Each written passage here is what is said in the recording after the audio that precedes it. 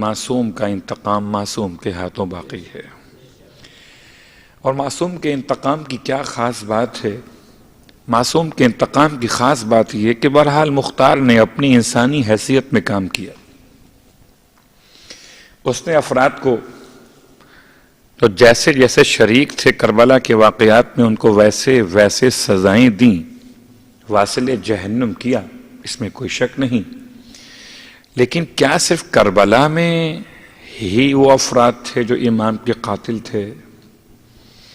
میں سمجھتا ہوں کہ شاید صاحبان علم مجھ سے بہتر جانتے ہیں اور مجلس اعضاء کی برکت سے ہم آپ خوب سمجھنے والے ہیں کہ امام کے قاتلوں کا ایک ماضی بھی ہے اور امام کے قاتلوں کا ایک مستقبل بھی ہے۔ یہ میں الفاظ کو اپنے عبارت کو بدل دیتا ہوں کہ کچھ قاتل وہ جو ماضی میں تھے اور کچھ قاتل وہ جو مستقبل میں ہیں اور ہوں گے۔ تو انتقام مختار زمانے حال سے متعلق تھا، نہ زمانے ماضی سے تھا، نہ زمانہ استقبال سے تھا۔ اب کوئی ایسا معصوم ہو جس کو زمانے کی قید نہ ہو بلکہ زمانہ اس کی قید میں ہو، کہ وہ چاہے تو ماضی کے افراد سے انتقام لے، چاہے تو مستقبل کے افراد سے انتقام لے، اور ایسا انتقام لے کہ صرف ایک ہی بات اور کہہ کر تمہید کو مکمل کر لوں آج کی، کہ کوئی ایک انسان، ایک نفس محترمہ اگر اس کو کوئی دو صورتوں میں مار دے، یا تو اس صورت کے ساتھ کہ وہ دو صورتوں کی شرط کیا ہے کہ وہ کسی کے بدلے میں نہ قتل کیا جا رہا ہو، دوسری صورت زمین پر فساد پھیلانے کی وجہ سے اس کو نہ قتل کیا جا رہا ہو۔ اگر ان دو باتوں سے ہٹ کر کوئی انسان کسی انسان کو قتل کر دے تو قرآن کا فلسفہ یہ کہ اس نے ساری انسانیت کو قتل کر دیا ہے۔ ایک عام انسان کا قتل پوری انسانیت کا قتل ہے۔ تو سرکار سید الشہداء کی عظمت، اور کل میں نے وہ جملہ پڑھا تھا آیت قرآن سے جو امام کے روضہ مبارک کی پیشانی پہ لکھا ہوا ہے، اور آج وہ پڑھتا ہوں، جو امام علیہ السلام کے دروازے صدر پر اللہ کے رسول کی وہ حدیث لکھی ہوئی، قال سید الکونین۔ کتنا حسین جملہ ہے، اور کیا کونین کو ملایا حسین سے۔ قال سید الکونین حسین منی و انا من الحسین۔ اب اگر شہادت رسول خدا صلی اللہ علیہ وآلہ وسلم اس طرح سے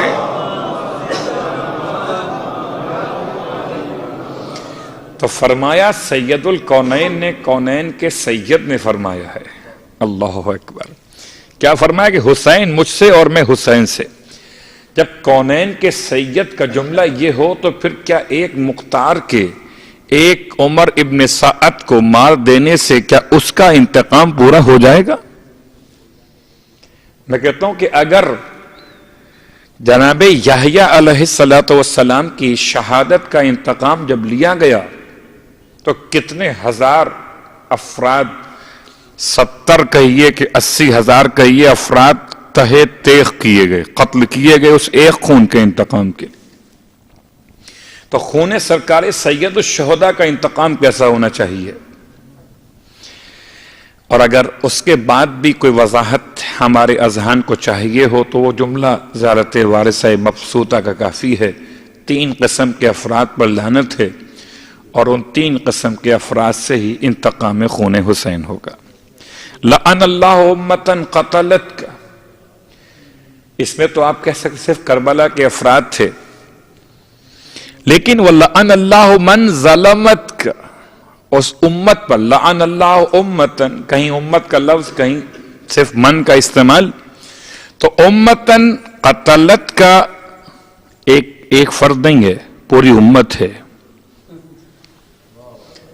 اور مختار نے فرد کو قتل کیا ہے، امت کو نہیں کیا ہے۔ امتن ظلمت کا، یہ امت جو قتلت کے عنوان میں آتی ہے یہ کربلا کے زمانے حال کے لوگ تھے، اور امتن ظلمت کا، اور ظلم کب سے؟ قتل الحسین فی السقیفۃ، ظلم کب سے؟ قتل الحسین فی السقیفۃ، یہ امام جعفر صادق علیہ الصلوۃ والسلام کا جملہ ہے۔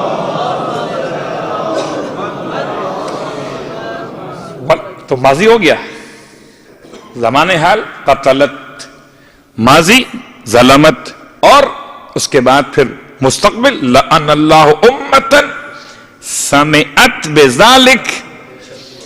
اب تم جتنے چاہو مائک بند کروا دو کہ تم تک آواز نہ پہنچے کہ خون حسین بہایا گیا تھا، اور اگر تم تک آواز پہنچے گی اور تم اس کے بہائے جانے پر راضی ہو جاؤ گے تو تم اس امت میں شامل ہو جاؤ گے۔ اس امت پر خدا کی لعنت ہے اور معصوم کا انتقام باقی ہے۔ تمہید مکمل ہو گئی، اور ہماری کل کی گفتگو سے آج کی بات کو مربوط کرتے ہوئے 5 باتیں کہ میں نے بیان کی تھیں کہ زمانے غیبت اور زمانے ظہور، میرا اصل موضوع حکومت امام زمانہ علیہ الصلوۃ والسلام کے خد و خال بیان کرنا ہے۔ امام کا امور، اگر ہم مل کر صلوات پڑھ لیں تو برکتیں اور بڑھ جائیں گی۔ اللہم صلی علی محمد وآل محمد وعجل جزاکم اللہ بالخیر۔ تو امام علیہ السلام کی حکومت کا قیام، بہت سارے سوالات، بہت سارے موضوعات، امام کی پہچان، حکومت کا عنوان، کیپٹل آف اسلامی گورنمنٹ، یا اس کے علاوہ امام کا چہرہ، امام کا لباس، امام کے انداز وہ کیا ہوں گے، امام کا وزیر کون ہوگا، امام کا مشیر کون ہوگا، امام کا کمانڈر کون ہوگا، امام کے ساتھ کون کون مرد ہوں گے اور کون کون سی خواتین ہوں گی۔ کچھ باتیں کل آ چکی، کچھ باتیں آج شروع ہو رہی ہیں، لیکن اس سے پہلے ایک تمہید اس عنوان کے لیے بھی۔ عنوان کیا ہے کہ زمانہ غیبت کی تعریف کیا ہے؟ آپ نے بہت سنی علماء سے، ذاکرین سے، اب سنیں ایک طالب علم سے۔ غیبت لفظ غیب سے، اسی پر صفت کے عنوان میں غیبت ہے، شخصیت کے عنوان میں غیبت ہے۔ اگر ذات غیر موجود ہو اور ذات کے نہ ہونے کو کہا جائے تو غیبت ہے، اور صفت کے لحاظ سے بیان کیا جائے تو غیبت ہے۔ تو غیبت حرام ہے، غیبت امتحان ہے۔ مومن کی غیبت حرام ہے اور امام المومنین کی غیبت امتحان ہے، اور ایسا امتحان ہے جو خداوند عالم مجھ سے اور آپ سے خوب لے رہا ہے۔ تو غیبت کا ترجمہ 2 انداز سے کیا گیا۔ غیبت کہتے ہیں شخص پر پردہ یا شخصیت پر پردہ۔ شخص پر پردے کا مطلب کہ یہ میں نے اپنے اس چادر کو لیا اور اپنے چہرے کو چھپا لیا، یہ غیبت ہو گئی۔ یہ غیبت شخصی ہے، نہ کہ شخصیت کی غیبت ہے۔ ایک ہے کہ میرا یہ چہرہ کھلا ہوا ہے اور میں بغیر عمامے کے، بغیر عبا کے، بغیر اپنے مخصوص انداز کے، جیسے کہ علماء کا ہوتا ہے، میں اگر آپ کو کہیں دکھائی دوں اور آپ مجھے نہ پہچان سکیں تو میں تو ہوں گا۔ قصور میرا نہیں ہے کہ آپ مجھے نہیں پہچان سکے، قصور آپ کا ہے کہ آپ مجھے نہیں پہچان سکے۔ تو میں اگر اپنے اس مخصوص لباس کے بغیر جو میری شخصیت کی پہچان ہے اگر میں آ جاؤں تو پھر میں تو غیبت میں نہیں ہوں، میری شخصیت غیبت کے اندر ہے۔ تو امام غیبت میں ہے یا امام کی شخصیت غیبت میں ہے، اس پہ علماء میں اختلاف ہے، اور اس اختلاف کو اختلاف ہی چھوڑ دیتے ہیں۔ تو جیسے غیبت کے 2 معنی، ایسے ظہور کے 2 معنی۔ ٹھیک، ظہور شخص اور شخصیت پر، اس پہ تو بات آسان سی، ظہور ہوگا تو شخص کا بھی ہوگا اور شخصیت کا بھی ہوگا، پھر وہ اختلاف ختم ہو جائے گا کہ شخص کا ظہور اور شخصیت کا ظہور، لوگ پہچانیں گے کہ یہی امام ہیں اور یہی امام وقت، شکلن بھی اور صفتن بھی، ظہور۔ لیکن فی الحال ظہور صغریٰ اور کبریٰ کی تقسیم چھوڑتے ہوئے ظہور کا ایک ترجمہ یہ ہے، اور جو میں پیش کر رہا ہوں یہ آیت اللہ سید محمد الصدر نے 4 جلدوں میں ایک کتاب تحریر فرمائی، اس کا نام موسوعۃ الامام المہدی، اور اس کی جلد نمبر 3 سے یہ کوٹ کر رہا ہوں، آیت اللہ العظمیٰ سید محمد الصدر۔ ٹھیک، ظہور مانیان، ظہور کے دو معنی ہیں۔ ظہور کا پہلا معنی یہ ہے کہ امام کے چہرے سے، امام کی شخصیت سے حجاب ہٹ جائے گا، امام سامنے آ جائیں گے، امام سب پر منکشف ہو جائیں گے۔ ظہور کا دوسرا معنی یہ ہے کہ امام کے انقلاب کو امام کا ظہور کہا جائے گا، امام کی حکومت کے قیام کو امام کا ظہور کہا جائے گا۔ فرق واضح ہوا؟ میں اس کو آسان کر لیتا ہوں، یہ تو علمی بحث ہے نا، اس کو میں اپنے جیسے ذہن کے لیے آسان کر لیتا ہوں۔ مثال کبھی بھی حق ادا نہیں کرتی، یاد رکھیے گا، مثال کبھی بھی شخصیت کو بیان نہیں کرتی، صرف اپنے سمجھنے کے لیے آسانی پیدا کرتی ہے۔ ورنہ بھلا آل محمد کو نور کہنے سے کیا حق ادا ہو جائے گا؟ ہمیں کیا پتا نور کیا ہوتا ہے، ہم تو ہر روشنی کو نور کہتے ہیں، اور کیا آل محمد کو روشنی کہہ کر روشنی کو تو بلندی مل سکتی ہے، البتہ آل محمد کی صفت بیان نہیں ہو سکتی۔ پھر بھی کہتا ہوں سمجھانے کے لائٹ آف تھی، کہ لائٹ آف کا مطلب اس کا کنیکشن ختم نہیں ہوا، سوئچ آف ہے، سوئچ آف ہے۔ جیسے سوئچ آن ہوگا، کچھ ہیں جو کہتے ہیں کہ لائٹ بنے گی، کچھ کہتے ہیں کہ لائٹ بنی ہوئی ہے، سوئچ آف ہے، سوئچ آن ہونے کی دیر ہے، غیبت ہے، ظہور کی دیر ہے۔ ایک تو فرق ہو گیا نا کہ کچھ کے نزدیک ابھی پیدا ہوں گے، وہ ہوں گے تو کب ہوں گے؟ خدا نے کتنا بڑا کرم کیا کہ ہمیں اتنا قریب کر دیا، پیدا ہوں گے نہیں، ہو چکے ہیں، اور ایسے ہو چکے کہ اب ظاہر ہونے کی دیر ہے، اتنی دیر کہ جتنی دیر میں سوئچ آن ہوتا ہے اور لائٹ روشن ہو جاتی ہے، یہاں سے وہاں تک کنیکشن ملا ہوا ہے۔ اب یہ کنیکشن ملانے کا نام نہیں ہے، بلکہ ان کو آپس میں ٹچ کرنے کا نام ہے، سوئچ کو آن کر دینا۔ ٹھیک جیسے ہی آن ہوگا کیا ہوگا؟ دو کام ہوں گے، ایک تو لائٹ کے اندر خود روشنی ہوگی، اور ایک پورے علاقے پر روشنی طاری ہو جائے گی۔ جس پر اندھیرا تھا، میں مثال کو آسان کر لیتا ہوں، کبھی کبھی لائٹس کے اندر کی کلرز معلوم نہیں ہوتے جب تک لائٹ روشن نہ کی جائے، ایسا ہوتا ہے نا، اوپر سے فیل نہیں ہو رہا کہ یہ اندر سے جب لائٹ روشن ہوگی تو گرین ہوگی، ریڈ ہوگی، یا کیا ہوگی۔ آپ نے آن کیا اور آن کر کے چیک کیا کہ لائٹ کا اصل رنگ کیا ہے، تو چیک کرنے کے دو فائدے ہوئے، اندر کا رنگ معلوم ہوا، باہر روشنی ہو گئی۔ تو ایسے ہی امام کے وجود امام کی شخصیت پر سے جب حجاب ہٹے گا تو امام کا اپنا نور بھی سامنے آئے گا، اور زمانے کو ایسی روشنی ملے گی کہ سارے اندھیرے خود ہی شرما جائیں گے۔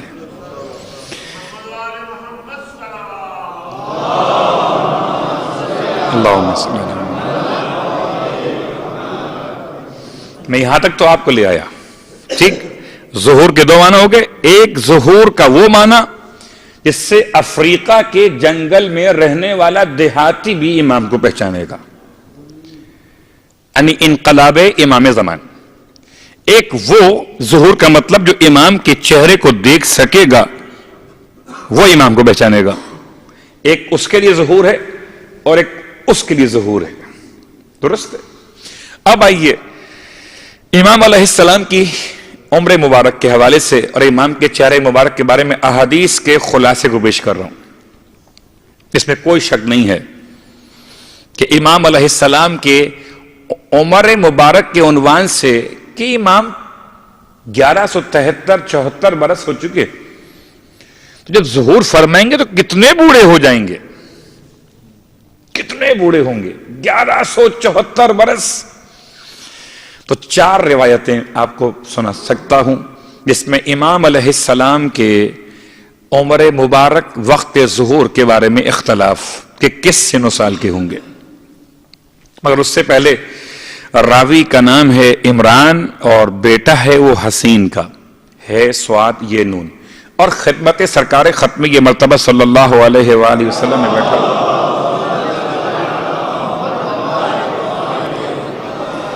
اور اللہ کے رسول سے سوال کرتا ہے کہ یا رسول اللہ آپ بتائیں کہ مہدی علیہ السلام کے بارے میں آپ بتائیں کہ ان کا چہرہ کیسا ہوگا، ان کی عمر کیسی ہوگی، جسم کیسا ہوگا۔ اللہ کے رسول نے جسم بھی بتایا، چہرہ بھی بتایا اور عمر بھی بتائی ہے۔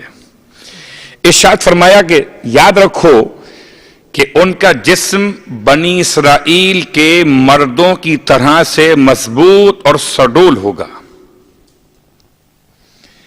میں آج ملاقات کر رہا تھا کوہاٹ کے مومنین سے بیٹھا ہوا، تو مجھے اتفاق سے وہ کوہاٹ کے مومنین کے بدن کی سختی دیکھ کر مجھے بات یاد آ رہی تھی کہ بدن کے اعتبار سے 40 مردوں کا قیافہ ہے ایک شخصیت امام زمان میں۔ 40 مردوں کی توانائی اور قیافہ، یہ صرف سمجھانے کے لیے، نہ کہ 40 کا مطلب گنتی 1 2 3 4 5 6 نہیں، امام کی توانائی پر بات ہم ابھی کرتے ہیں۔ اللہ کے رسول کی روایت کہ چہرہ مثل بدر کامل کے روشن تر ہوگا، جسم بڑا مضبوط ہوگا، اور عمر وقت ظہور 40 برس کی ہوگی۔ ایک روایت کہ 40 برس سے کم، روایت امام حسن مجتبی علیہ السلام کی 40 سال سے کم، مگر امام نے 40 سال سے کم کو معین نہیں کیا۔ اور روایت کہ مولا متقیان علی ابن ابی طالب علیہ السلام ارشاد فرماتے ہیں 30 اور 40، 30 اور 40 سال امام کی عمر مبارک وقت ظہور 30 اور 40 سال کے درمیان، 30 سال یا 40 سال۔ اس کے علاوہ 2 روایتیں غیر معروف، ایک روایت وہ جس کو بیان کیا ابن حماد نے معتبر کتب کے حوالے سے کہ 18 سال کا سن مبارک ہوگا جب امام ظہور فرمائیں گے، تو کم سے کم 18 اور زیادہ سے زیادہ 70 سال، 18 30 40 اور 70، 4 قول ہو گئے۔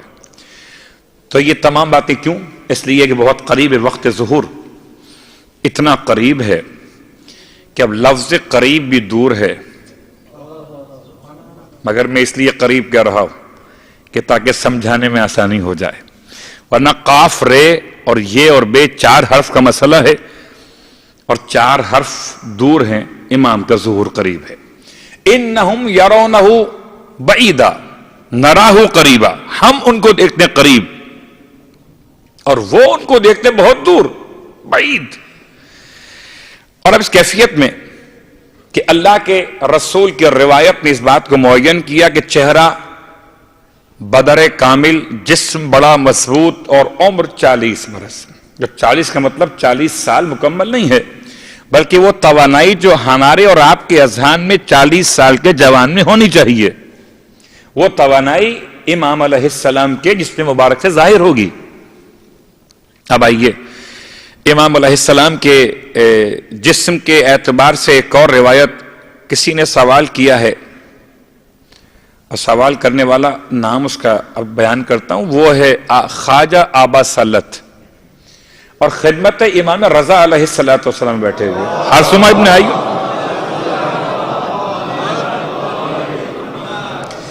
اور امام سے سوال کرتے ہیں، مولا کیا آپ ہی صاحب امر ہیں؟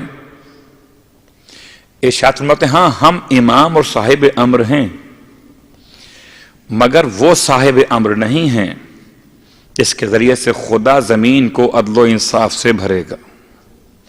ہم بھی صاحب امر ہیں، مگر ہم وہ صاحب امر نہیں ہیں۔ اب دیکھو کہ زمین کو عدل و انصاف سے بھرنے والا وہ قائم علیہ الصلوۃ والسلام ہوگا، مجھے دیکھو، میری کمزوری دیکھو۔ یہ لفظ کمزوری کا مطلب جسمانی کمزوری نہیں ہے۔ کل آیت کا ترجمہ اذہان عالیہ میں محفوظ ہو جو سرنامے کلام میں ہے، نرید ان نمن علی الذین استضعفوا فی الارض، اور امام فرماتے ہیں مجھے دیکھو، میری کمزوری کو دیکھو۔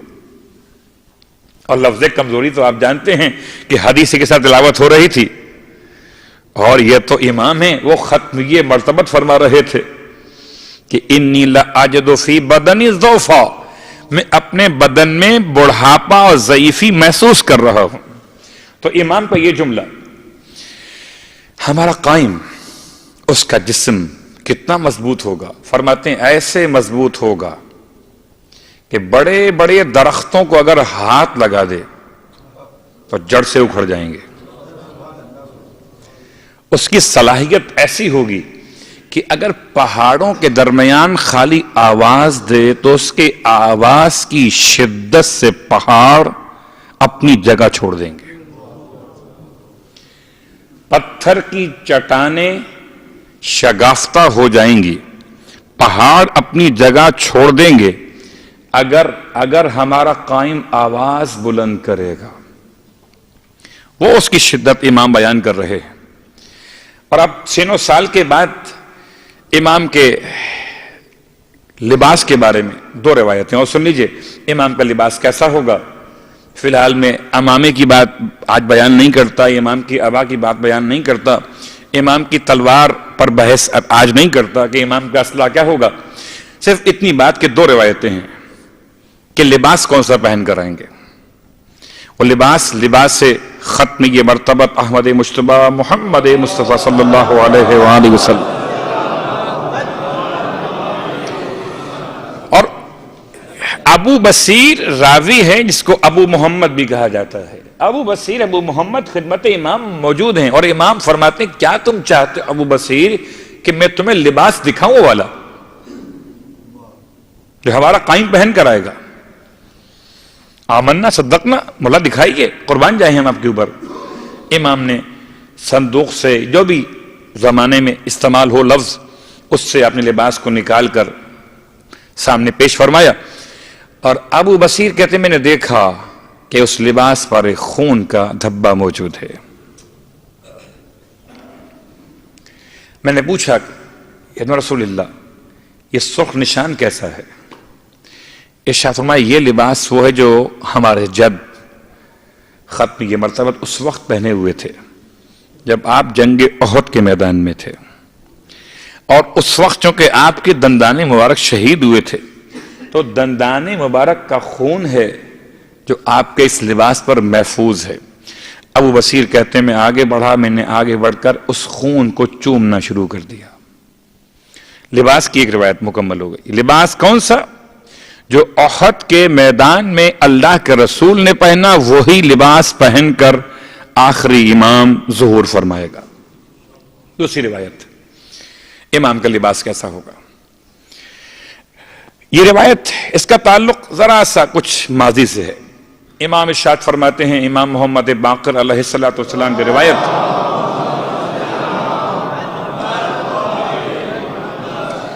کہ جانتے ہو کہ لباس قائم کون سا لباس ہوگا؟ والا بیان فرمائیے۔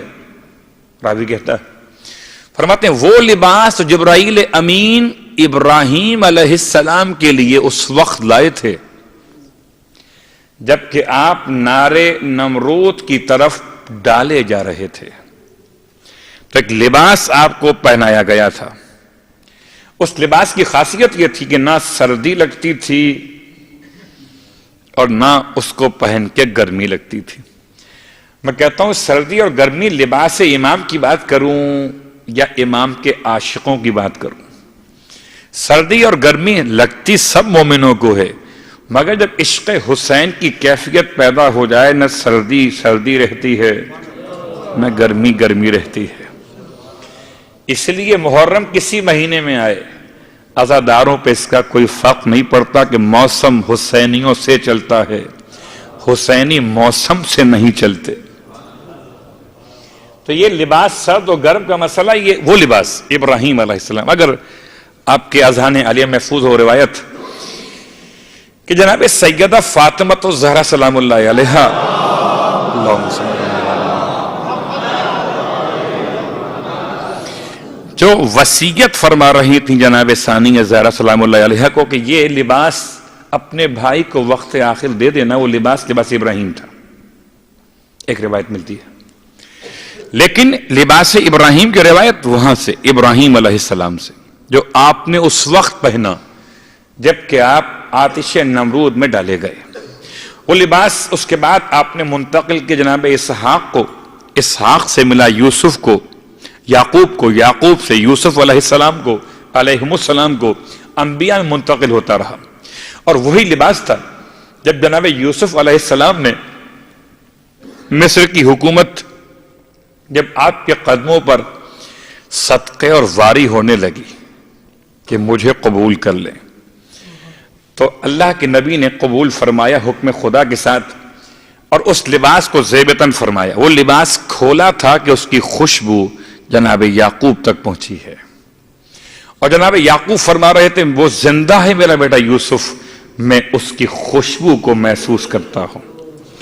تو لباس یوسف سے خوشبو یوسف جناب یعقوب نے محسوس کی.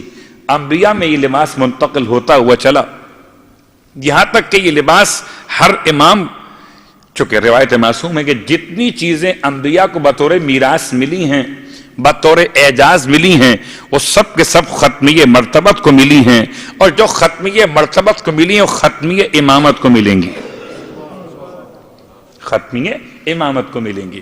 اور یہ لباس ابراہیم پہن کر آئیں گے یا لباس ختمیہ مرتبت پہن کر آئیں گے؟ اور عین ممکن ہے کہ دونوں لباس ایک ہی ہوں، چلا ابراہیم سے ہو پہنچا رسول تک ہو. فرق اتنا ہے کہ ابراہیم سے ما قبل محمد تک چلا تھا مگر خون نہیں تھا، اور جب احد کے میدان میں رسول کے بدن پر رہا تو اس پہ خون لگا ہوا ہے. لباس کی پہچان، چہرے کی پہچان، روشن کشادہ چہرہ، سینہ چوڑا، شانے بہت مضبوط پھیلے ہوئے، ایسے پھیلے ہوئے کہ ذراع پیغمبر آپ کے بالکل ایسے فٹ آئے گی جسے آپ کے لیے سی گئی ہو. کہ امام کے لباس کی باتیں اور امام کی لباس کی باتوں کے ساتھ ساتھ آئیے امام کے وقت ظہور میں ان 5 مسائل کا جن کا ہم نے کل آغاز کیا تھا. پہلا مسئلہ، امام کے زمانے غیبت میں حکومتوں کی روش. اور سرکار ختمی کی مرتبت احمد مجتبی محمد مصطفیٰ صلی اللہ علیہ وآلہ وسلم 5 باتوں میں ایک ایک کر کے بات مکمل کریں گے. آج پہلی بات، 5 باتیں زمانے غیبت کی 5 مشکلات، زمانے ظہور کی 5 آسانیاں، زمانے غیبت میں حکومت ظلم و جور. اور اللہ کے رسول نے حکومت کو 3 الفاظ میں بیان کیا. حکومت، پہلا نام خلافت، حکومت دوسرا نام بادشاہت، حکومت تیسرا نام جابر اور ستمگر حکمران. یا اس طرح سے بھی بیان کیا ہے، خلافت، ملوکیت اور پھر بادشاہت. اور چوتھا جابر اور ستمگر حکمران. لفظ حکمران نمبر 4 پہ آیا ہے. اب بہت غور کیجئے گا، خلافت، اس کے بعد پھر ملوکیت. اور یہ تو آپ خوب سن چکے تاریخ ہیں کہ ملوکیت شروع کب ہو رہی ہے. اگر تاریخ امام حسن مجتبی علیہ السلام ذہن میں ہو تو بات واضح ہو جائے گی کہ خلافت کب تک چلی ہے. امام حسن مجتبی علیہ السلام 5ویں خلیفہ راشد ہیں. ان کے لحاظ سے بات کر رہا ہوں، آپ کی بات نہیں کر رہا. 5ویں خلیفہ راشد کہ جن کی گورنمنٹ کا زمانہ 7 مہینے 25 روز پہ مشتمل تھا. خیر یہ گفتگو انشاءاللہ اگر موقع ملا تو کسی اور وقت. فی الحال حکومتوں کے مظالم اور روایتیں. اللہ کے رسول کی روایت فرماتے ہیں کہ اس طرح سے زمین ظلم و جور سے بھر جائے گی حتیٰ کہ ہر گھر میں وحشت اور ظلم داخل ہو جائے گا. مولائے متقیان کی روایت فرماتے ہیں ظلم اور استبداد اتنا بڑھ جائے گا کہ کوئی گھر اس ظلم سے محفوظ نہ رہے گا. پھر روایت امام جعفر صادق علیہ السلام کی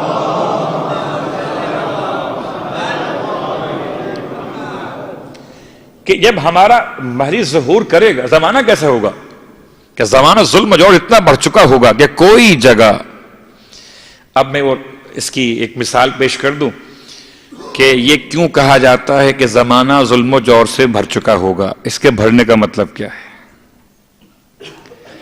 اب چاہیں تو مثال مارکیٹ کے لیں اور چاہیں تو مثال اپنے وجود کی لیں، نفسی مثال لیں، آفاقی مثال لیں۔ آفاقی مثال یہ ہے کہ بہت آسان سی بات کروں کہ ہم اور آپ بہت عادی ہیں زیادہ گوشت کھانے کے، اور کم از کم پاکستان کے لحاظ سے تو یہ بات واضح ہے کہ پاکستان میں گوشت کی مارکیٹ الگ سے ہوتی تھی، اور جب کوئی انسان گوشت خریدنے جاتا ہے اور مارکیٹ گوشت کی بند ہو تو پھر وہ کپڑے کی مارکیٹ میں نہیں جاتا، پھر وہ جوتوں کی مارکیٹ میں نہیں جاتا، پھر وہ خواتین کے سامان کی مارکیٹ میں نہیں جاتا، وہ واپس آ کر کہتا ہے بازار میں گوشت ختم ہو گیا۔ اب اس سے کوئی کہے کہ تم گئے تھے کریم آباد کے بازار میں، کوئی کہے تم گئے تھے لالو کھیت کے بازار میں، نہیں، جو گوشت کا بازار تھا وہ بند تھا۔ اس کا مطلب کہ جہاں گوشت ملتا تھا وہاں میں گیا تھا۔ جہاں عدل و انصاف ملتا ہے اگر وہاں عدل و انصاف ملنا بند ہو جائے تو کہنا برحق ہے کہ زمین پر سے عدل و انصاف ختم ہو گیا۔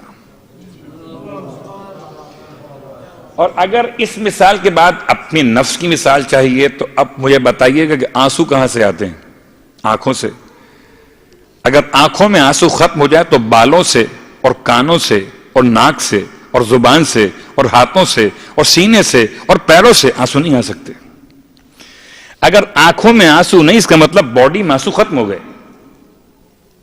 اب یہ مطالبہ کرنا کہ آنسو یہاں سے کہ جہاں سے آتے تھے وہاں سے نہیں آ رہے، اس کا مطلب ختم ہو گئے۔ تو اگر انصاف عدالتوں سے ملتا تھا اور عدالتوں سے انصاف ملنا بند ہو جائے، سمجھو کہ بازار سے انصاف اٹھ گیا۔ صلوات پڑھے محمد و آل محمد۔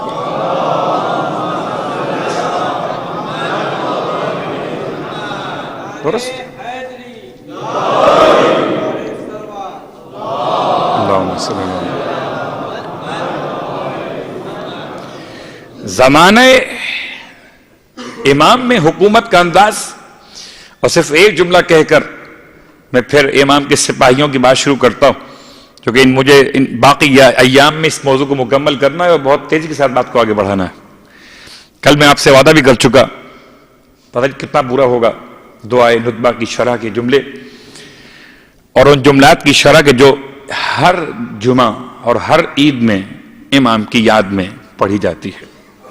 مگر اس سے پہلے یہ جملہ جو مکمل کر رہا تھا میں کہ چلیں امام کے زمانے حکومت کو پہچاننے کے لیے کتاب کا نام ہے صوت العدالت الانسانیہ، یا اس کا اردو میں نام ہے ندائے عدالت انسانی، اور جارج جورادق نامی مصنف، عیسائی مصنف، اور اس نے اس کتاب کو لکھا مولائے متقیان کی شان کے بارے میں، اور خاص طور سے آپ کی گورنمنٹ کے خد و خال واضح کیے۔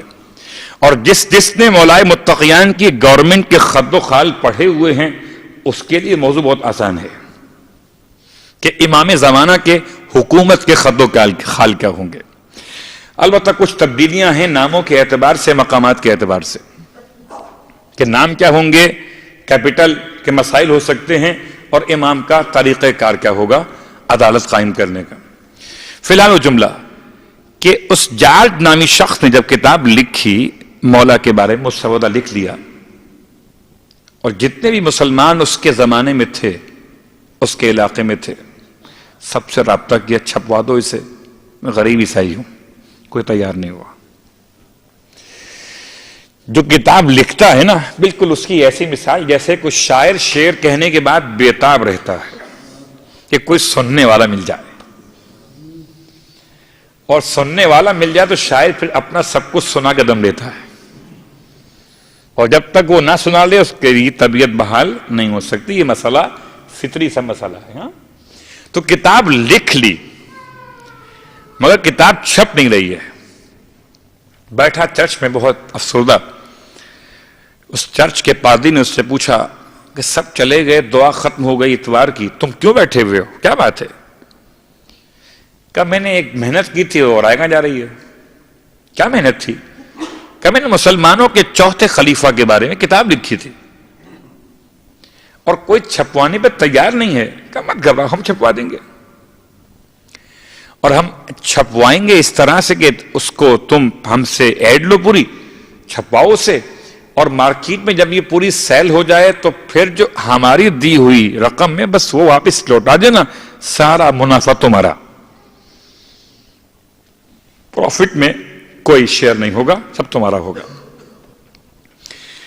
اس کو اتنی بڑی خبر ملی ہو، اس سے پہلے سارے مسلمانوں کو چیک کر چکا تھا پروفٹ میں حصہ دینے کے نام سے، مگر کوئی تیار نہیں ہوا تھا۔ وہ کھڑا ہو گیا، کہتا ہے پادری صاحب سے کہ کیسے آپ یہ اتنی بڑی بات کر رہے ہیں، آپ کو کیا لگاؤ ہے اس کتاب سے؟ کتاب تو مسلمانوں کے چوتھے خلیفہ کے بارے میں ہے۔ وہ پادری جواب میں کہتا ہے کہ ایک احسان ہے علی ابن ابی طالب کا ہم عیسائیوں پر،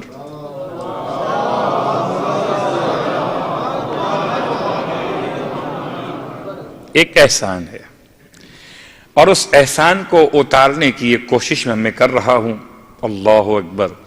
اگر عیسائیت پر احسان ہو تو کوئی عیسائی پادری اسے اتارنے کے لیے اظہار محبت کر رہا ہے۔ پوچھا کیا احسان ہے؟ کہا احسان یہ ہے کہ جب چوتھی گورنمنٹ قائم ہوئی یا خلیفہ راشد مولا کائنات کو قبول کیا گیا اور بیعت کی گئی آپ کی، تو ایک ڈیلیگیشن پہنچا تھا امام کی بارگاہ میں، اور اس نے یہ اپنی حیثیت بیان کرتے سوال کیا کہ ہمارے حقوق آپ کی گورنمنٹ میں کیا ہوں گے؟ تو بہت سمپل سا اور سادہ جواب دیا کہ بس بے فکر رہو کہ تمہیں تمہارے سارے حقوق علی ابن ابی طالب دے گا۔ ایک ایک باتیں الگ الگ بیان نہیں کی کہ روٹی کیسے ملے گی، پانی کیسے ملے گا، بجلی کیسے ملے گی، سڑکیں کیسے بنیں گی، مکانات کیسے ہوں گے، ٹیکس کے عنوان سے تم کو کیا چھوٹ ملے گی۔ ایک ہی جملہ کافی، تمہارے سارے حقوق علی ابن ابی طالب خود دے گا، تم جاؤ۔ پھر کہتا ہے پادری کہ وہ جملہ بظاہر تو ایک چھوٹا سا جملہ تھا، مگر جتنے حقوق ہمیں حکومت علی ابن ابی طالب میں عیسائی ہونے کے باوجود حاصل تھے، اتنے رائٹس اور اتنے حقوق ہمیں کسی عیسائی گورنمنٹ نے آج تک نہیں دیے۔ اب حکومت امام زمانہ علیہ السلام کا ایک اور تھوڑا سا چہرہ واضح صلوات پڑھے محمد و آل محمد۔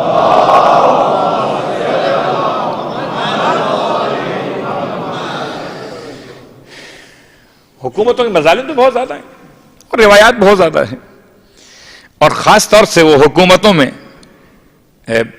آخر زمانہ کی علامتوں میں اللہ کے رسول کو جملہ کہ زمانہ ایسا آئے گا کہ صبح کو حکومت بنے گی اور شام کو ختم ہو جائے گی۔ آپ دیکھ سکتے ہیں ایک دور تھا کہ 30 سال لوگ حکومت کرتے تھے، اس سے پہلے جائیے تو 40 سال 100 سال تک حکومتوں کے نام چلتے تھے، خاندانوں کے خاندان چلتے تھے حکومتوں میں۔ اور اب دیکھیے الیکشن 5 سال میں ہوئے، پھر 4 سال میں کراچی میں پاکستان میں ہو رہے ہیں، اس کے بعد اب دیکھیں کہ کون کتنے مہینے چلتا ہے۔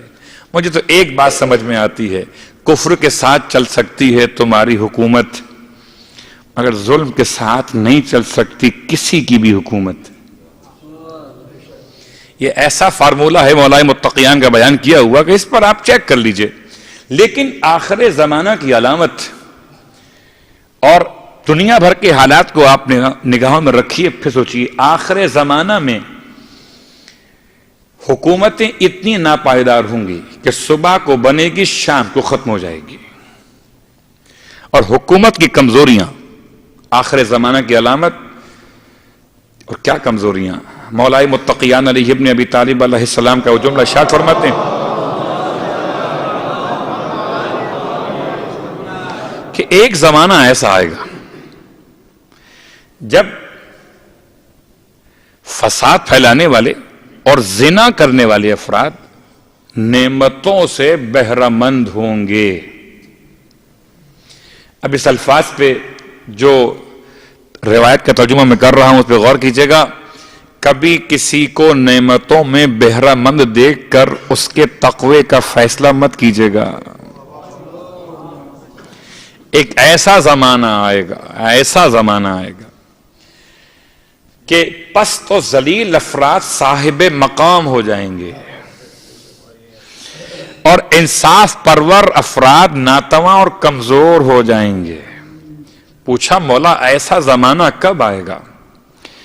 کہ ایسا زمانہ جب آئے گا جب عورتوں اور کنیزوں کا تسلط مردوں پر ہو جائے گا اور بچے حکمران ہو جائیں گے۔ اب کتنی گہرائی ہے جملات میں کہ یہ خود ایک مکمل موضوع ہے۔ عورت اور کنیز کا تسلط، یہ کل کی بات کروں یا آج کی بات کروں، آج کا بیچارہ مومن، میں بڑی حکومت کی بات نہیں کرتا، میں گھر کی چھوٹی سی حکومت کی بات کرتا ہوں۔ گھر میں 5 افراد رہتے ہیں اور 5 افراد میں ایک سربراہ مملکت ہے اور باقی اس کے زیر اثر لوگ ہیں، 4 افراد ہیں۔ ان 4 افراد میں جو 5واں جو سربراہ مملکت ہے وہ یہ کہتا ہوا آج ہمیں دکھائی دیتا ہے، مولانا صاحب کیا کریں، گھر والے نہیں مانتے، چلے گی مرضی گھر والوں کی تو وہ نہیں مان رہے، تو ان کے نہ ماننے پر ہم بھی مجبور ہو گئے، گھر میں تو رہنا ہے نا۔ صلوات پڑھے محمد والے۔ اور یہ جملہ آخر زمانے کی علامت ہے، یہ جملہ آخر زمانہ کی علامت ہے۔ اور آخر زمانہ کی حکومت، عورتوں کا تسلط، کنیزوں کا تسلط، اور اس کے بعد بچوں کی حکومت، بچوں کی حکومت۔ واقعاً آج سمجھ میں آتا ہے کہ ایک بہت بڑے نمازی پرہیزگار، چہرے پر ریش مبارک بھی ہے، پیشانی پہ سجدے کا نشان بھی ہے، شب جمعہ، اور کوئی مخصوص شب جمعہ تاریخ میں آ رہی تھی، غالباً رجب کی 13ویں شب تھی، اور نکاح کا پروگرام تھا اور مکس گیدرنگ، گانے بج رہے تھے حدیث قصہ کی تلاوت کے بعد۔ میں نے ان سے پوچھا، بلا کر نمازی ہو، پرہیزگار ہو، چہرے پہ سب کچھ علامتیں مومن کی ہیں، یہ تو بتاؤ یہ کیوں کر رہے ہو سارے کام؟ کیا مولانا بچوں کے آگے مجبور ہیں، بچوں کی حکومت۔ ٹھیک ہے، مجھے جوانوں سے اختلاف نہیں ہے، لیکن جو روایت پیش کر رہا ہوں، جوان لوگ کہتے ہیں کہ اب نکالیں پرانے لوگوں کو، نئے لوگ لے کر آئیں، نیا خون چاہیے، نیا خون چاہیے۔ نئے خون نے کیا انجام کرنا ہے وہ آپ کے سامنے ہے، لیکن امام کے الفاظ، بچوں کی حکومت ہوگی، اس دور ایسا ہوگا۔ لیکن اس مرحلے پر اب جملے کو آگے بڑھائیں کہ اس حکومت سے نکل کر جو زمانہ آخر کی حکومت ہے، اس حکومت کے لیے دعا مانگنا ہے جو حکومت معصوم ہے، اور ایسی حکومت کے جس کے سپاہی اتنے حسین ہوں گے کہ کل میں نے خاتون کی مثال پیش کی تھی، نام لے کر سیانہ خاتون، اور وہ امام کے لشکر میں شامل کیوں ہوگی کل بیان ہو چکا۔ ابھی یہ بات باقی ہے کہ خواتین کا رول امام کے لشکر میں کیا ہوگا، لیکن پہلے خواتین کے نام مکمل ہو جائیں، پھر رسول کے زمانے سے اس کو ملاتے ہوئے پھر بات کو لے کر آئیں گے کہ ان کا رول کیا ہوگا، امام کے کتنے کمانڈر ہوں گے، کتنے امام کے وزیر ہوں گے، اور ان کی صلاحیت کیا ہوگی، اسٹرکچر کیسے بنے گا امام کی گورنمنٹ کا۔ اس میں ایک خاتون، جب پرانے زمانے کے لوگ اٹھائے جا رہے ہیں، حیرت کی بات نہیں ہے۔ آج لوگ کہتے ہیں کسی خاتون کو اگر پردہ کرتے ہوئے دیکھ لیں کہ تم کہاں سے آ گئی، تم تو پرانے زمانے کی لگتی ہو۔ بھیا آخری امام کا زمانہ پرانے زمانوں کی اچھائیوں کا نچوڑ بنے گا۔ تو کہاں فرعون کے گھر میں کام کرنے والی حضرت حزقیل مومن آل فرعون کی زوجہ، جو کل بیان آ چکا، اور آج دوسری خاتون کا بیان ہے، ان کی شخصیت کا تعارف جو امام کے لشکر میں شامل ہوں گی، اٹھائی جائیں گی۔ ان کا نام ہے حضرت ام ایمن سلام اللہ علیہا۔ یہ ام ایمن کون ہیں؟ جو صاحبان تاریخ کو جانتے ہیں مجھ سے بہتر۔ ام ایمن ایک کنیز ہیں، اور کنیز حضرت عبداللہ کے ذریعے سے بعنوان میراث منتقل ہوئی ختمی مرتبہ صلی اللہ علیہ وآلہ وسلم کی طرف۔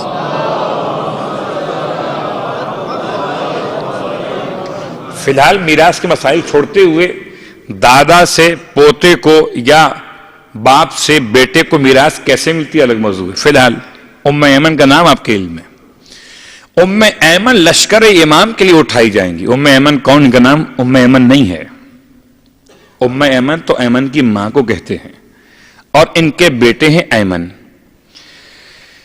تو گویا ان کی شادی بھی ہوئی, صاحب اولاد ہوئی, اللہ نے ایک بیٹا دیا. نام کیا ہے ان کا؟ ان کا اپنا نام ہے برکتن یا برکتن. وہی جو السلام علیکم ورحمۃ اللہ وبرکاتہ, برکات جمع ہے برکت کی. ان کا اصل نام برکت ہے. اور بیٹا ایمن اور وہ بیٹا ایمن کہ جو جنگ حنین میں اللہ کے رسول کے لشکر کی معیت میں شہید ہوا ہے. تو ایمن شہید, ایمن کی ماں ام ایمن اور نام ہے برکہ. اور کیا رسول سے محبت, کیا رسول کی آل سے محبت کہ خدا نے اس خاتون کو اتنا بڑا مقام دیا. ہوں گی تو خواتین بہت ساری, کتنی ہوں گی؟ ان کی فیگرز مختلف ہیں. ایک روایت امام حسن مجتبی علیہ السلام سے منقول فرماتے ہیں جب ہمارا قائم ظہور کرے گا تو 300 سے کچھ اوپر افراد مرد ہوں گے اور 50 خواتین ہوں گی. لیکن 50 خواتین کی روایت الگ, 13 خواتین کی روایت الگ. 13 میں سے 8 خواتین کے لیے مخصوص طور پر حالات کا بیان کیا جانا, اور اس کے علاوہ روایت 7,800 خواتین تک جا پہنچی ہے. حضرت عیسیٰ علیہ السلام جب نزول کریں گے تو آپ کے پاس 2 طرح کی فورسز ہوں گی, ایک لیڈیز اور ایک جینٹس. مردوں کی تعداد جو جناب عیسیٰ کے ساتھ ہوں گے وہ 800 بیان کی جاتی ہے, اور خواتین کی تعداد جو جناب عیسیٰ کے ساتھ ہوں گی وہ 400 بیان کی جاتی ہے. اور اب آج کی حد تک بات کو یہاں روکتے ہوئے, چونکہ وقت معین ہے, اس کو 1 گھنٹے مکمل کرنا ہے تاکہ آپ کی کل کی جاب اور مجلس کی مناسبت باقی رہے. مجھے پورا احساس ہے, ورنہ پھر ایسا نہ ہو کہ اتنا سن کر کہ پھر کل کی مجلس کے لیے مجھے آپ کو جگانا پڑے. صلوات پڑھے محمد وآل محمد.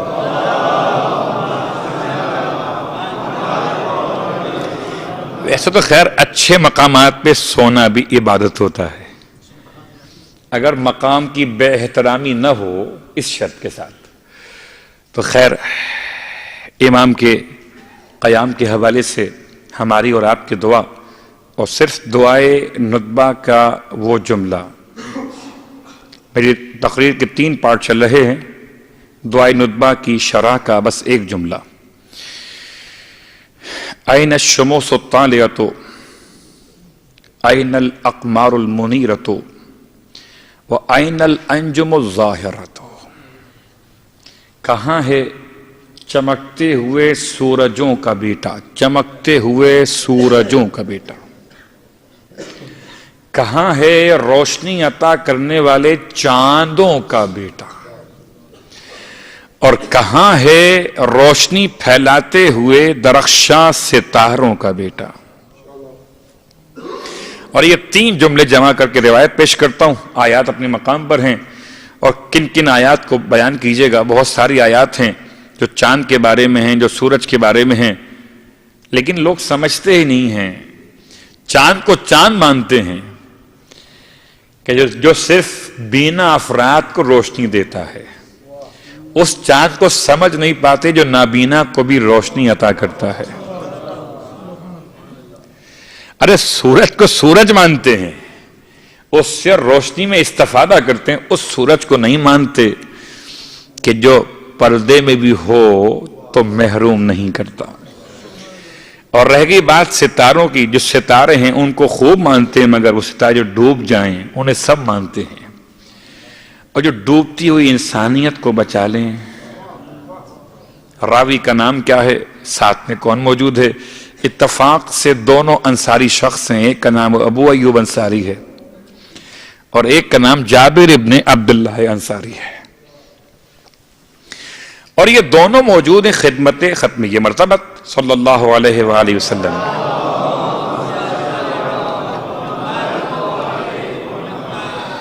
اللہ کے رسول فرماتے ہیں کہ روشنی کے لیے خدا نے سورج کو خلق فرمایا, اس سے فائدہ حاصل کرو, اور جب سورج نہ ملے تو پھر چاند کی روشنی تمہارے لیے پروردگار نے خلق فرمائی ہے، اس سے استفادہ حاصل کرو۔ اور اگر چاند بھی نمودار نہ ہو تو پھر 2 ستارے فرقدین ہیں، ان سے روشنی حاصل کیا کرو، وہ پروردگار نے روشن تر بنائے باقی ستاروں کے مقابلے میں۔ سوال کرنے والے سوال کرتے ہیں یا رسول اللہ اس سے مراد کیا ہے؟